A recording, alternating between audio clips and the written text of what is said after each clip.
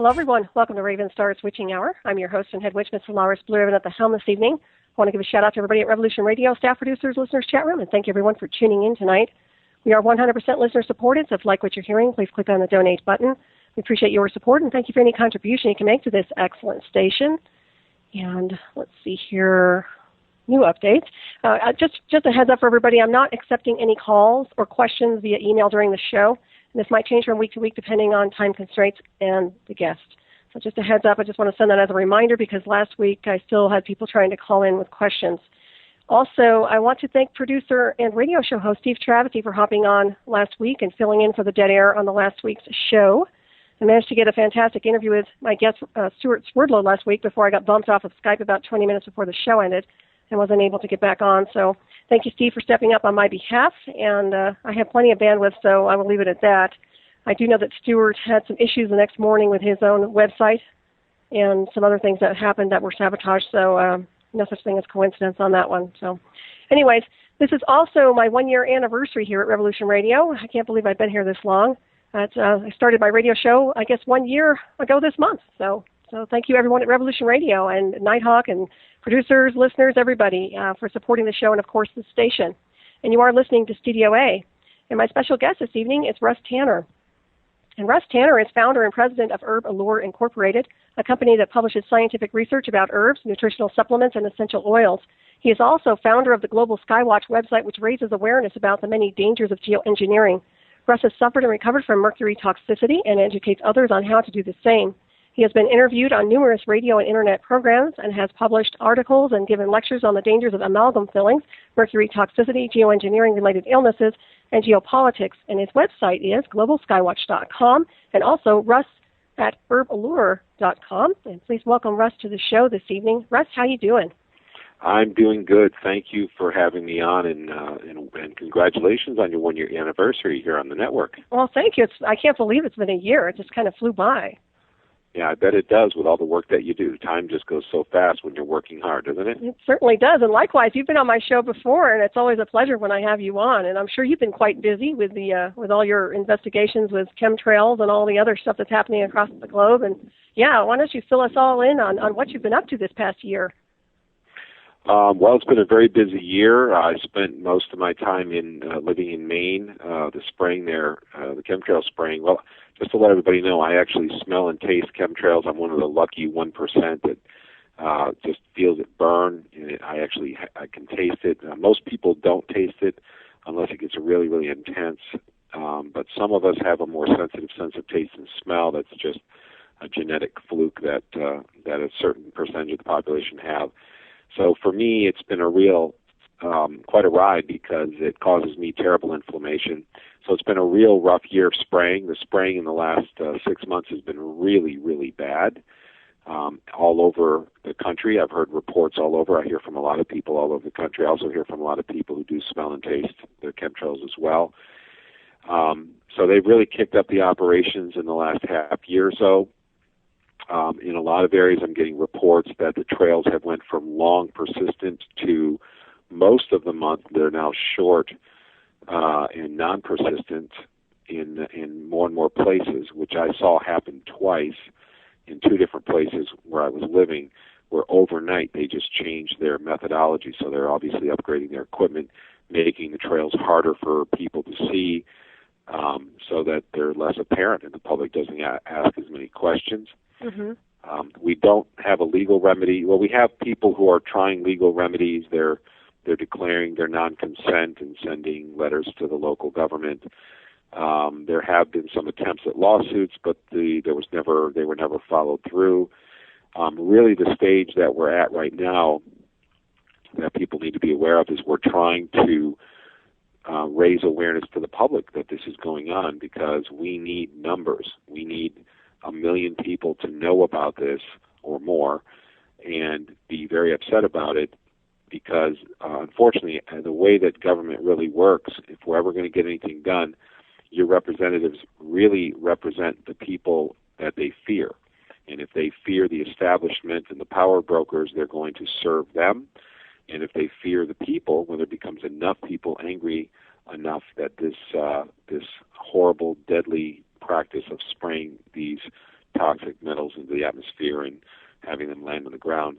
When enough people get angry about that and let their representatives know, then their representatives will finally fear them and then serve them. So we are still trying to get enough people involved in this and actively involved so that our government will actually start listening to what we're saying. Mm-hmm. So we've got a long way to go. We've made a lot of progress. There have been many people are waking up and learning about these things, but we still have a ways to go. So that's kind of the last year in synopsis there. Seems like you actually have been doing quite a bit of hard work. And, it's amazing to me that not many people are really having a voice in this. It's like it's a no-brainer to go outside and see this stuff in the atmosphere. I mean, anybody can witness this. And, of course, I for one, have seen it in Colorado. I mean, I don't recognize blue skies anymore out here. So. Yeah, I know. As a lifelong sky watcher, I mean, I know what clouds look like. There are 3 clouds type and 1 modifier. Mm-hmm. And that's what I saw in my life. I saw 3 cloud types, and the modifier is nimbus, which just means to precipitate. And now we have all of these different cloud types. And why don't people recognize something's going on? I guess I have my own theories as to why the public still in large hasn't become awake to this. Mm-hmm. But the government and disinformationalists that are hired by government through military contractors are spreading disinformation, saying that these engines cause these trails. These are just condensation trails, and that's absolutely a lie, because high bypass turbofan engines, which are the type of engines that are on all of large military and large commercial jets, they all use highly efficient, high bypass turbofans. They do not produce trails. Mm-hmm. The only ones, there's only a handful, there's about 50 aircraft, mostly in Europe, that will produce maybe just a barely visible trail at high altitudes because they use water injection. They're the SPAY 512 series engines that are used on the British, the BAC 111s. There's only about 50 111s in service right now, mostly in Europe. And these trails will only occur typically at high altitude, so you're not going to see them from the ground. Mm-hmm. Other than those 50 aircraft, which is a very tiny number compared to the aircraft that are in the sky at any given time, these jet engines do not produce trails. And so people need to realize that they need to ask the question, what are these trails consist of if they're not water vapor like we're being told? Mm-hmm. So it's just, and the reason people aren't grasping that is because they're being lied to and told that these engines produce water-based condensation trails, which is a just broad-faced lie. So people have to realize that the news, and now this is coming in textbooks. In the last few years, there have been textbooks for elementary school students and other grades that teach them that these engines are just, that these trails they're seeing are just water vapor trails. So people have to come to, it's very hard for people to come to a full realization that textbooks and the news are in a very tightly coordinated effort to spread disinformation. But when you track the money, which foundations like Archer Daniels Midland and these large corporations pay for the textbooks? These corporations are controlled by the same people who own the mainstream media news outlets, which is why shows like your show are so important, because this is the only place you're going to get truth, and you're going to hear the truth about what's really going on. So, mm-hmm. So this is why more and more people need to listen to shows like this. Well, thank you, and I appreciate you being on, Russ. It's always a pleasure to have you on. And also, I want to reiterate your website, globalskywatch.com, where I love that website. I looked at it, and it's just, there's so much there. I mean, you just about cover everything. So I encourage everyone and the listeners to please check out your website and get involved. Start doing something about it. I mean, we can talk until we're blue in the face, but if people don't take action, nothing's going to ever get resolved. Yeah, that's exactly right. And that's the thing, is that people, I want to empower people and let them know that you have a tremendous amount of power. When you stand up for what's right and you tell the truth, that is the last thing that those people who are coordinating these programs to dump all of this toxic metal in the atmosphere want you to do. It's very, very frightening them when you stand up and you tell the truth and you tell people. There's a tremendous amount of power in doing that, because if enough people wake up, these people who are doing this are going to end up in prison, they're going to end up executed, and so they're fighting for their lives. Mm-hmm. So people, you have a lot of power, and we also have a lot of responsibility to make sure that this earth doesn't get damaged any more than it already has because of these programs. Oh, I so agree. And have you done much investigation insofar as Fukushima goes? I mean, what's your impression of all that? Anything?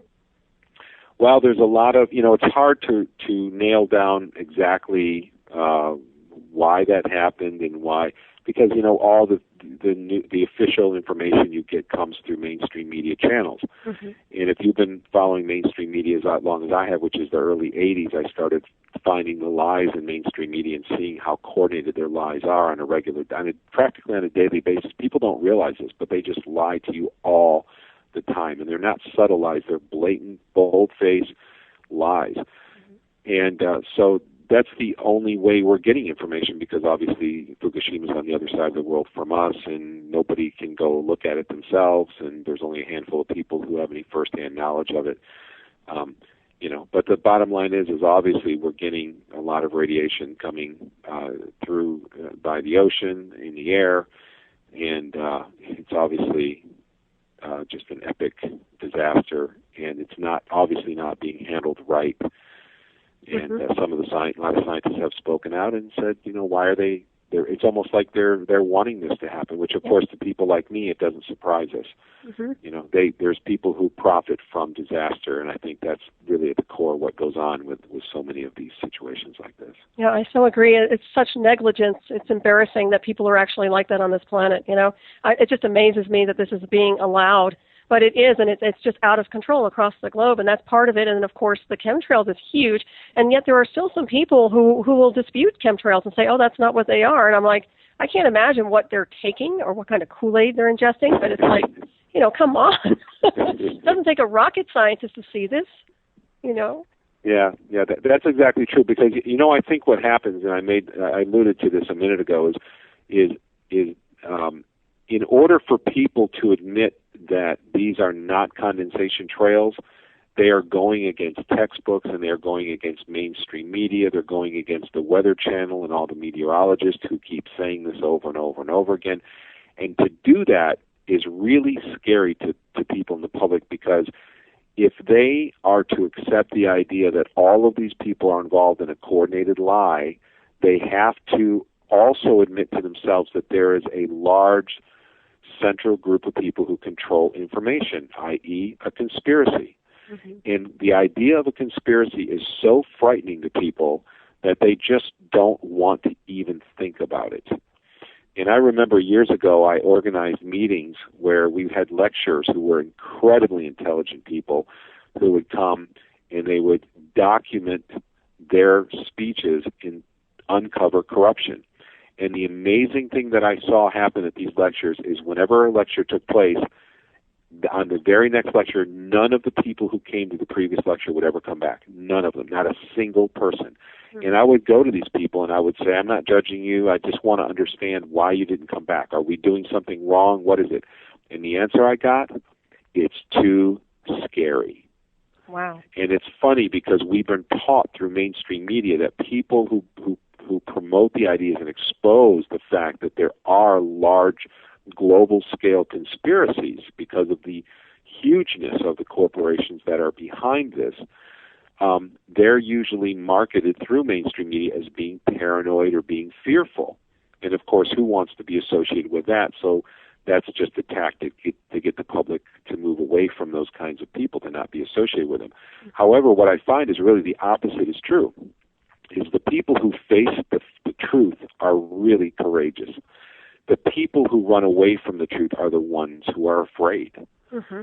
So we need courageous people today who are willing to look hard at the truth. We really need courageous people who are willing to look hard at the truth and not run away and realize that global conspiracies are not something of science fiction. They're just a natural outgrowth of the largeness of the power money that we have in the world today. It's just it's a natural outgrowth of it, and it needs to be curtailed before any more damage is done. Right, exactly. Well said. Well, I think people are being complacent. They're so programmed into complacency, and then once again, I'm wondering how much of the mind control is really happening across the globe with chemtrails and, of course, other things that they're deploying, which are affecting the emotions and the mental body of people on this world. Yeah, no, that's exactly true. I mean, the thing is that so many people, let me just mention mercury. I know you mentioned us talking about mercury earlier. Mm-hmm. Mercury and both mercury and fluoride make people complacent, tired, apathetic, fearful, and so we're actually being drugged. And there's other things. You have aspartame, you have all of the pharmaceutical drugs, and you have so many sources of mercury. Mercury is the power broker's favorite metal to poison people with. It's just the number one source, but there are others as well.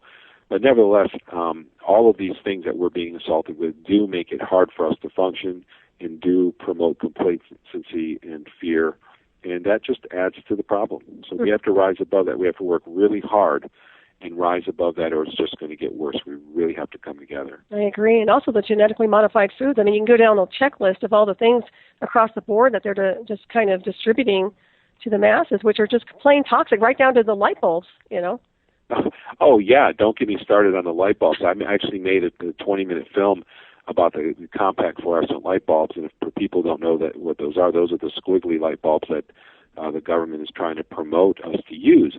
The state of Maine did a study. If you break one of those light bulbs in your house, there's so much mercury in those light bulbs that even after you do an EPA recommended cleanup, your house will likely be contaminated with so much mercury that if it was a factory, they would shut the factory down. And this comes from a study done by the state of Maine, and I encourage, maybe later I can give the website where people can go watch a video that we made that actually shows us testing the mercury that comes out of these compact fluorescent light bulbs and talks about the study. We have some clips some quotes from the state of Maine study that shows this. You can do an EPA-approved cleanup after you break one of those squiggly light bulbs. That room in your house is becoming a mercury-based disease factory even after you do the EPA-approved cleanup. So, and this is no mistake. I mean, right. You never should put this kind of stuff out in the public because a light bulb breaks in a house every 2 years. Mm-hmm. So within a few years, 50% of all the houses in the United States will be contaminated with mercury. Right. It's global sabotage. It's deliberate. It's almost like a coward's way of trying to murder people, if you ask me. Yeah, it really is. It really is. Why don't they just come out and say it? Because that's literally what they're doing. They're poisoning this environment to a point where people won't even be able to breathe the air.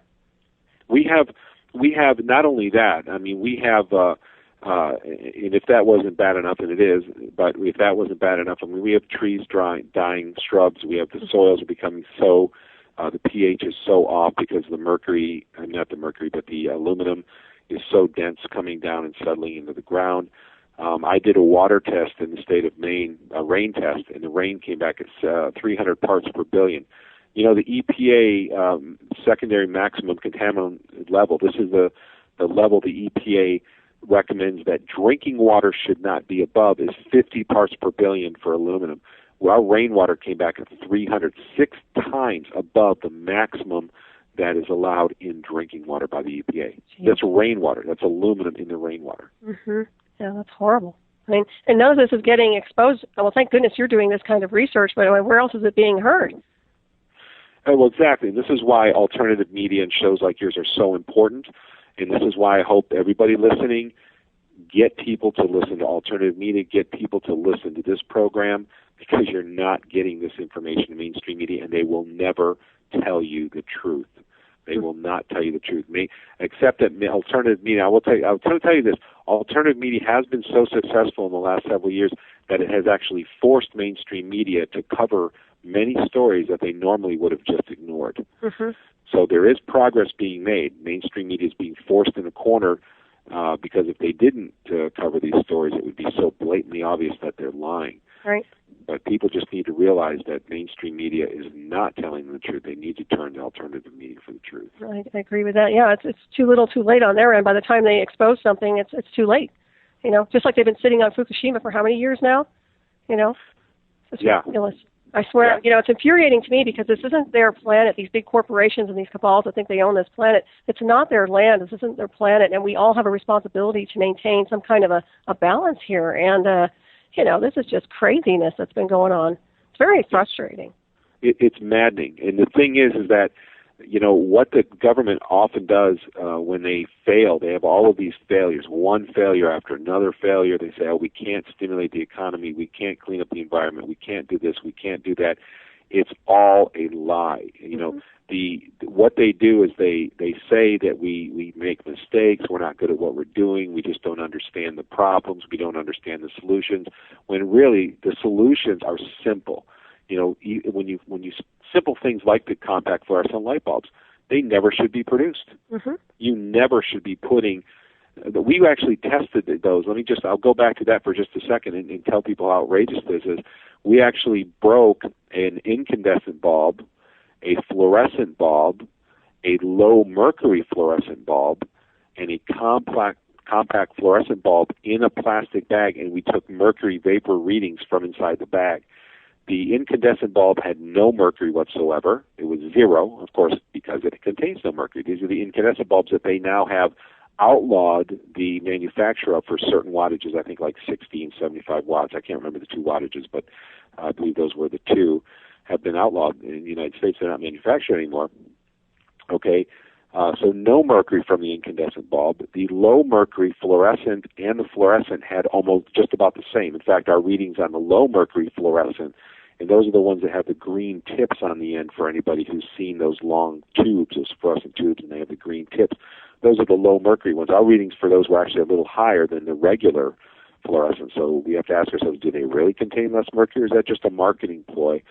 And the compact fluorescent bulb that we broke in a bag, the readings were actually so high that the meter was unable to read them. It reads out HL, meaning the level is too high, can't read. Mm-hmm. So we just knew that the air that we were sampling had over 999 micrograms per cubic meter of mercury in it.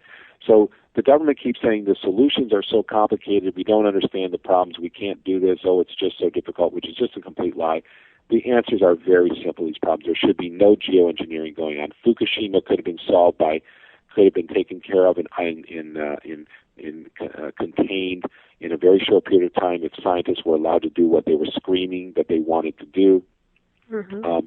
The mercury problem with amalgam fillings and the vaccine problem, the fracking problem, the smart meter problem, all of these problems that everybody is having problems with, they're very simple solutions. These things, the GMO problem, these things need to go away. They need not to be allowed to happen.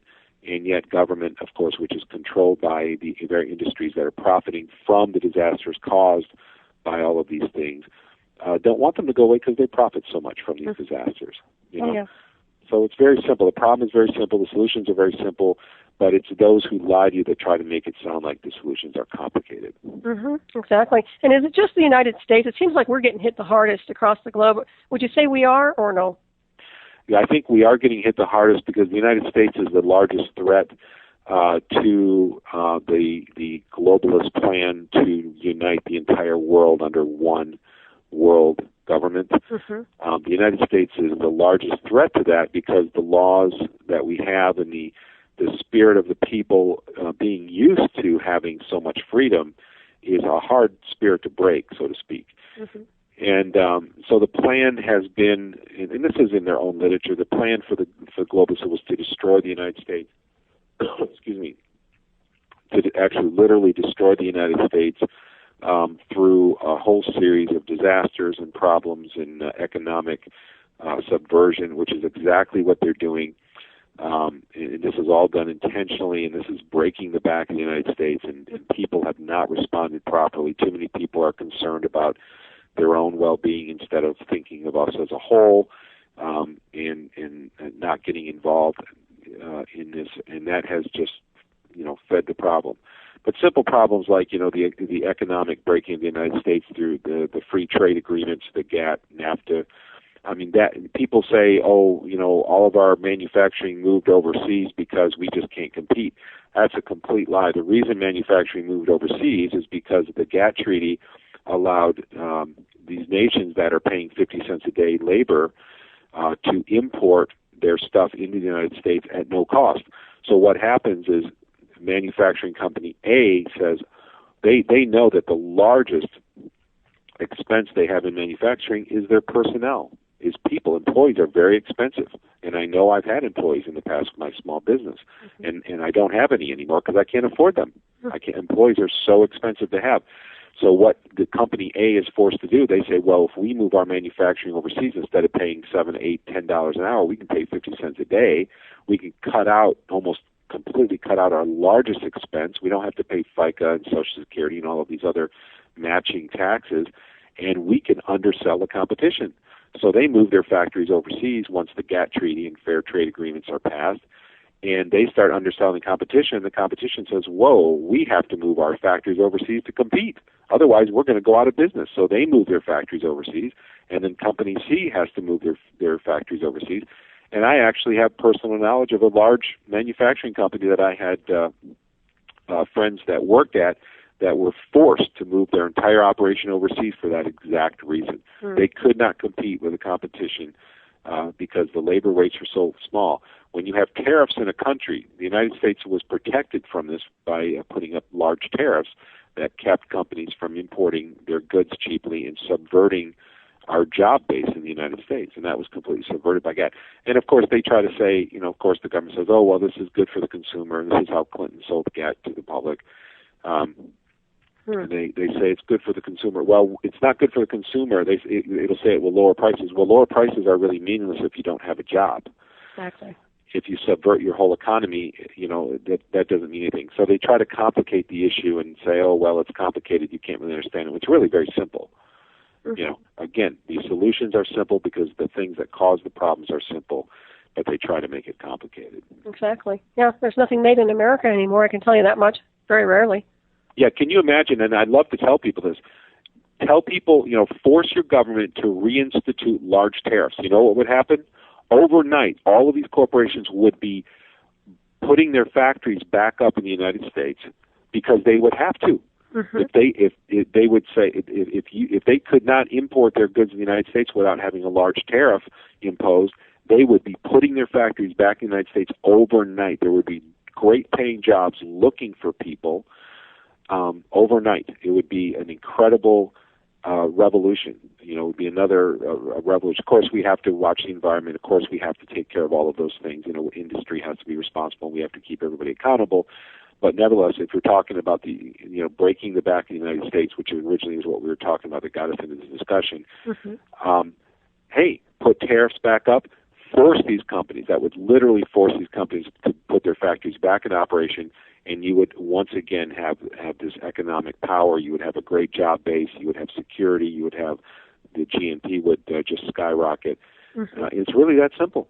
I agree. It's really that simple. Yeah, I agree. It's a very simple equation when you look at it, but at the same time, it seems to me like there are too many people, too many puppet masters pulling the strings across the globe, and I'd really like to know who exactly we're dealing with here. I mean, I've heard about the cabals and this and that, but I'd really like some names of some people that are responsible for taking this country down and are playing the role of a false god, because it's inexcusable and it is criminal, without a doubt. Yeah, a lot of people have learned. I mean, it's become very easy to learn these days. There's been some great documentaries made that talk about the Rothschilds and the Rockefeller family. Rockefellers are into oil and into pharmaceuticals, and now into agriculture. You've got the Rothschild family, the power in that has tremendous control and influence over the financial markets. They bought the Weather Services Limited. I can't remember exactly the company name, but the largest provider of weather information around the world was bought by the Rothschilds. Of course, and that makes sense because of geoengineering. They'd want to control weather, and now you've got your meteorologists are basically lying to the public now, about the storms we're seeing. That's a whole other discussion in and of itself. But those I think are a couple of the power brokers. There's other. There's Morgan, the Morgan family. There's these large companies. Many of them are oil companies. Many of them are European money families. There's not that many, but there's a handful that really work together. They coordinate their efforts, and they do that because they have to. In order for them to succeed in what they're doing, they have to. And in the Bilderberg meetings that they have every year, they negotiate among themselves over who's going to get what and what deals are going to be done, and who's going to profit. So they negotiate among themselves and divide the world up and the industries up into who's going to get what among themselves. So a lot of this information has been exposed to the public, and unfortunately, too much of the public is still not listening. But there are people waking up. People are waking up in record numbers today, and that's good. So there is good news there anyway. Yeah, just taking action is really what we need to do. I mean, it's so hard, but you're doing wonderful work, and I really applaud you for your research and your work and your exposure of these stuff, because not many people are really on the front lines with the chemtrails, and I know you have been, and I've been watching your work, and I'm really impressed with what you've been doing. So, and you have quite a following also. A lot of people are interacting. Oh, thank you. I mean, I think, one thing that I'm very excited about is we have a Facebook group called Chemtrails Global Skywatch. We have over 17,000 people in this group now. Mm-hmm. 17,000. Now, of course, the unfortunate part is there's only a small fraction of those people that are actively involved every day in doing things. But at least these people are learning. They're becoming educated. And as you become educated and you understand how big this issue is, in fact, some of the leaders in this movement, like Dane Wigington, have made statements saying, with geoengineering, with chemtrails, nothing else matters. If this doesn't stop, you're not going to have agriculture. You're not going to have a planet. You're not going to have a food supply. So this has to be dealt with. So, but nevertheless, we have a very large group, 17,000 people in our Facebook group. I encourage people to check it out. It's called Chemtrails Global Skywatch. People are waking up in record numbers and getting together and having flyers.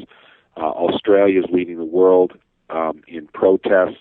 We have protests across the United States. There's over 40 cities in Australia every month that have a protest on this subject. So if you haven't heard about the geoengineering/chemtrail issue, it is big. You're not going to hear about it in mainstream news, but there are protests across Europe and across the United States on a monthly basis that are going on about this issue. So thank you very much for your kind words. And there are a lot of people out there doing a lot of great work around the world to bring awareness to this issue. Yeah, they sure are. And it seems like we're not quite at that point where it's the point of no return. Would you say there is some hope for this whole thing?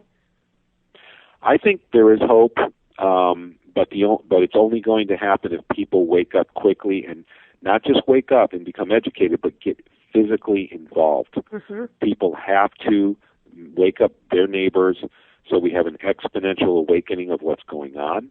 And once we do, then you will have skilled, high-level people who are attorneys. You will have people in government, because these people are being sprayed. Mm-hmm. This is the ironic thing, is you have pilots, you have American pilots who are driving these planes, who are piloting these planes, spraying their family and their friends. Mm-hmm. And when they wake up, and when the federal attorneys and the federal judges wake up, and when the police force wakes up and the military wakes up and realizes that they and their friends and their family are all being poisoned by this, then there will be a serious change of heart.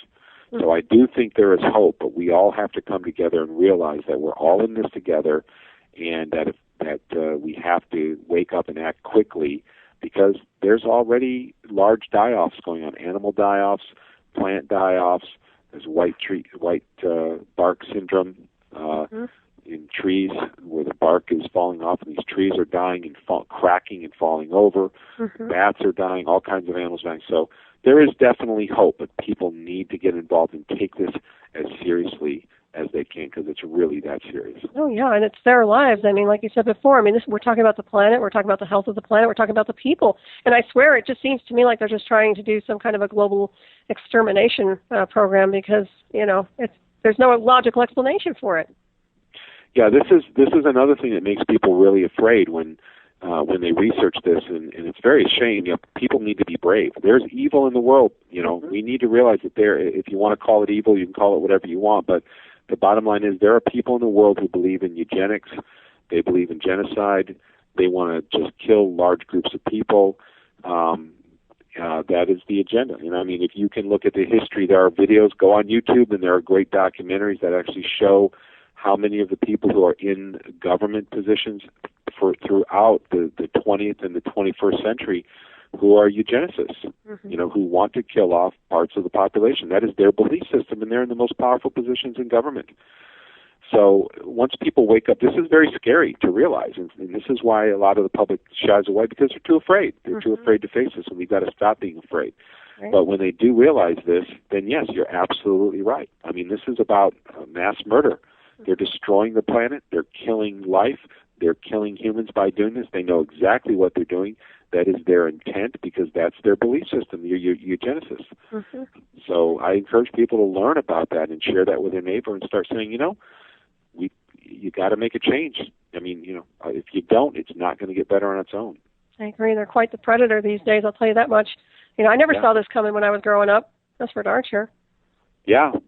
Me neither. I mean, well, yeah, you look at what we're taught in the textbooks. I mean, the textbooks are so inaccurate, and now, excuse me, there's a lot of information. I mean, talk about inaccuracy in the textbooks. We were brought up thinking the world was a certain way, and then when we became really educated, we started realizing it was completely different than what we were taught in the textbooks. And now you have the evidence of the textbooks being so faulty, so deliberately propagandic is right in our faces, because now we've got great YouTube videos and great articles all across alternative media now telling people about the Second Amendment, for instance, how they're really watering it down, saying, just completely misprinting it and watering it down. And that's just the propaganda at work. So we grew up with textbooks that had propaganda teaching us that the world was a certain way. I remember in high school, I went to high school in Newport Richey, Florida. I went to Gulf Comprehensive High School is what it was called at the time. And when I was a senior, we were required to take this class called Americanism versus Communism. And the thing that really confused me about this class, and this was required for every senior that went through the school, is that it really made Americanism or free enterprise really demonized it as if it was just the scourge of the world, and made communism look like it was the next new hope. And of course, communism is where you put a tremendous amount of power in government. Government controls everything, and it's really fascism because the corporations really are what control everything. And so it was just pure propaganda. I was confused at the time when I was going through these classes, and now that I'm an adult and I understand how the education system spreads propaganda and was intended to spread propaganda, it makes sense now, because they want a new world order. They want a communistic, socialistic, single new world order, and they want everybody to be open to that, so they had to teach that in schools. And so it doesn't surprise me now that every senior who went through my high school was required to take that class and was exposed to that information. Exactly. And of course now they've weaponized the weather patterns, so everything is really manufactured. I can't tell you how often there's a real natural storm that comes through anymore, to be honest. I mean, most of it's manufactured from what I've seen. That's right. I do a talk show with Dane Wigington and Richard Sachs every Saturday, and we talk about these very things. And Dane, a lot of people know who Dane is, and Dane will tell you, said there is no natural weather today. The weather control systems, and I want to tell with people who are, now I'm sure your audience is very savvy and probably very well educated about these issues, and most of your audience has probably heard about the document Controlling the Weather by 2025. It's the title's a little longer than that, but essentially that's the title, and everybody will know what document I'm talking about. It was released by, I think, a contractor of the Air Force. And really, this document is propaganda, because they talk about how by 2025 they will try to control the weather, they'll allocate all this money and see what they can do, but really they're controlling it already. The implementation of weather control was effective in the 60s. The father of modern weapon warfare actually came out as on videotape. He was videotaped on the Alex Jones channel. And that video is available on YouTube as well. And he came out. By the 70s, they were so good at it. They could steer hurricanes. And this was all printed. This is all public information. Anybody can go see this themselves. They were steering hurricanes, creating monsoons. They can do virtually anything that they wanted by the 70s. Well, imagine how good they are at it now. Now the implementation of the technology is very well developed, very finely tuned, and they have jet stream, steering the jet stream, changing weather across the United States, and everybody's saying, "Oh, we're having strange weather. Isn't this just what is nature doing to us?" And what people need to realize is that this isn't natural anymore. Exactly. Yeah. It's all created by them. And then let's not forget the electromagnetic pulse weapons too, which I know are capable of doing earthquake activity and all sorts of other things. So I mean, people might scoff at that sort of thing, but you really, like you say, check it out, look at the patents, go and do the research, and you will realize that there's technology out there that has been manipulating our environment for some time now. So it's just unbelievable. It's very, very frustrating, and it's like a dark corridor we're all walking through right now. So, but I appreciate what you're doing in shining the light in these areas, which we desperately need. People need to be educated, without a doubt. It seems to me like they're just so listless, but that could be part of the toxicity. That could be just what they're being exposed to from day to day. Yeah, it really is, and that's part of the idea. And that is part of. If you look at some of the writings of the eugenicists through the 50s and 60s, they actually wrote that. They said, we will drug the population. We will make them so that they are impotent thinkers. They cannot focus. They will not be able to do anything but their mundane job every day, and they will go home and they will go to bed and get up and do it again, and they will be thankful for it because of the drugs, because of the poisoning that we will conduct.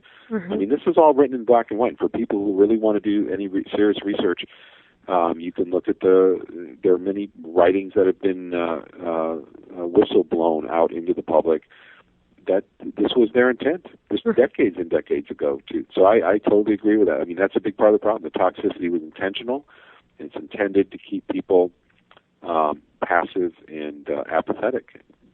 Exactly. And what can people do to protect themselves from the toxicity? Anything in general? I know we've talked about this a little bit before in the past, but anything you can recommend that stands out?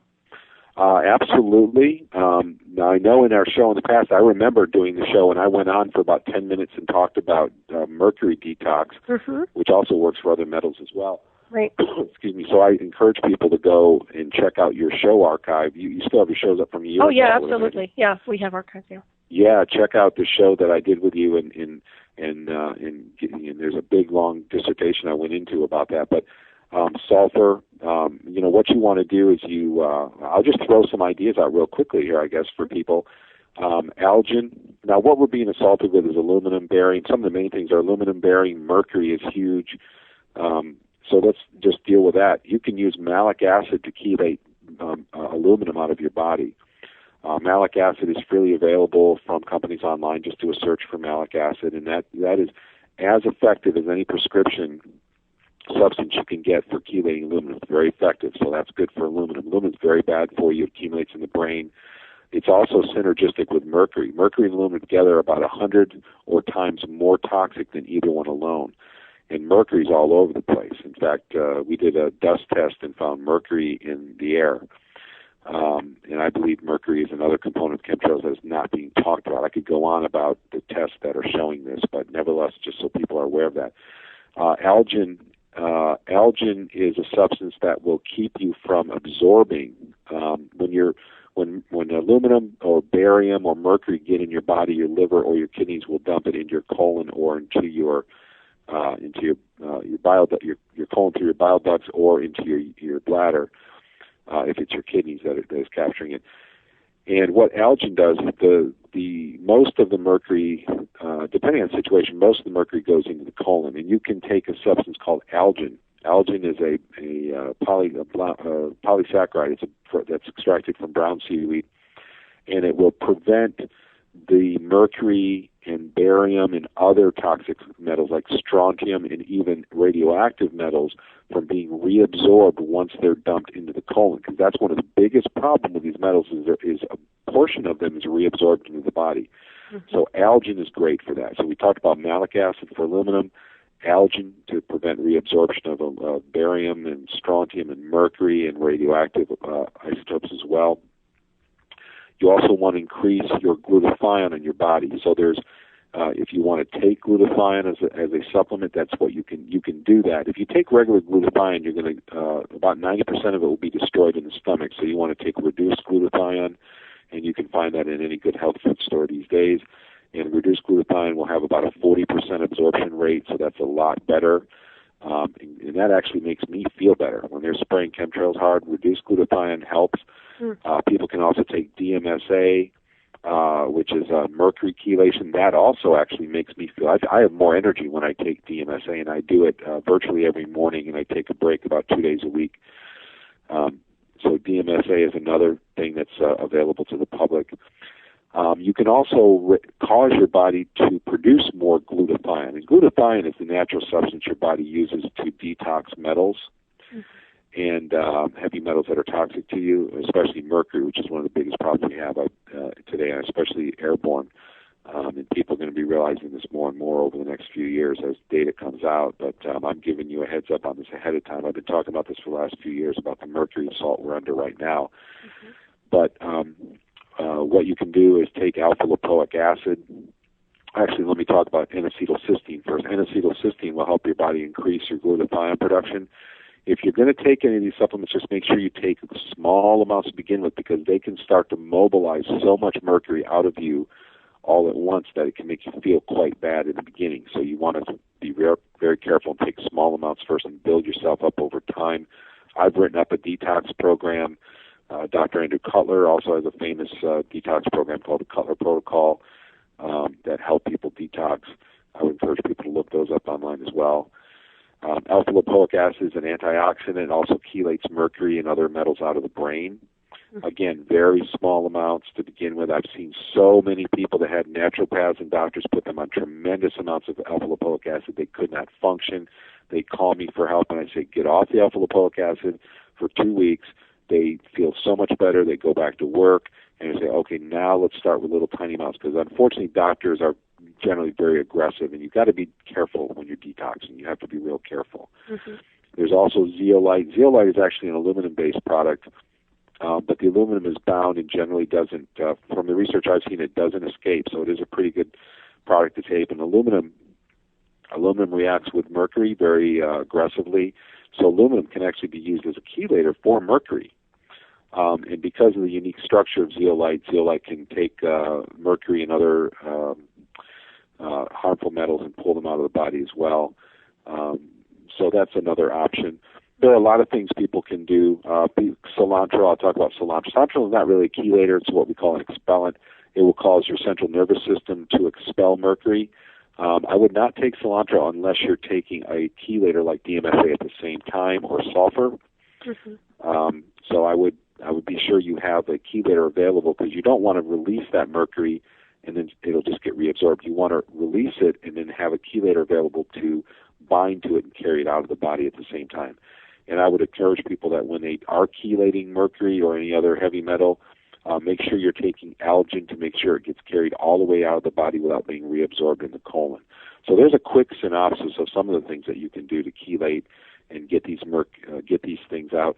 And, of course, one thing I will mention is I actually spend a great deal of each of my days wearing what I call a wet mask, which is really just a wet washcloth wrung out, so it's pretty moist.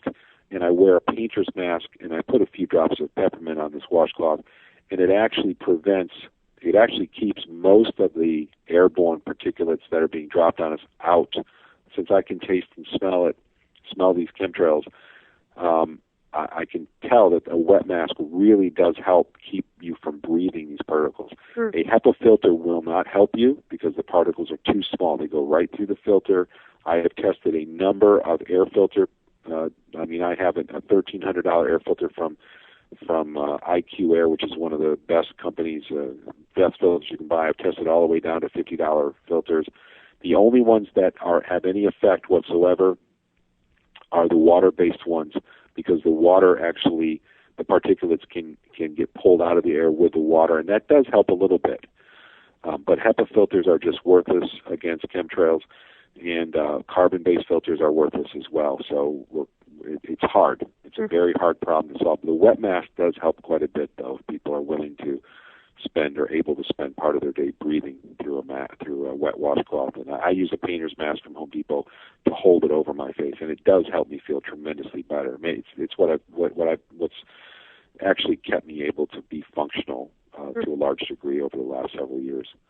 Excellent information, Russ. And yeah, you are super sensitive, aren't you? Yeah, I really am. Aluminum is very, very inflammatory and can cause muscle pain, joint pain, headaches. And when I start smelling the stuff in the air, I have an immediate inflammatory reaction, as do a lot of other people I know, and therefore experience a lot of pain and suffering. So, yeah, I'm very sensitive to it. Yeah, well, I've told you before, I used to run outside all the time. I don't do that anymore. I mean, I used to love to run outdoors. And nowadays it's like, forget it. When they're doing the chemtrails, it's just, I can tell the difference without a doubt. We need spacesuits. It's almost getting to that point, It really is. Yeah, it really is. And what we need is the public to get out there and tell them that they don't want to be sprayed. Look up Public Law 105-85 and realize that laws exist that actually make it legal, even though it's not really legal and it's immoral based on other laws, but that attempt to make it legal to spray the public with anything they want for any reason they want, as long as they call it testing. So I encourage people to look up Public Law 105-85, and they'll see that they try to legalize this whole process through law. Exactly. Well, they like to twist words, don't they? I tell you what. And also, what about pets? I mean, so far as pets getting contaminated, any suggestions for pets? For pets? Mm-hmm. You can actually chelate pets as well. Mm-hmm. I'm not a specialist in the area with pets, but I do know that many of the chelators work the same way. I believe glutathione production is similar. I believe that, and I would do some research. I'm sure there's good research out there for anyone who wants to protect their pets. But increasing glutathione production, giving them malic acid to help get the aluminum out in conservative amounts. Be careful with your pets. Can help. Okay, great. And Russ will be right back, everybody. Stay tuned. Ravenstar Switching Hour with special guest Russ Tanner.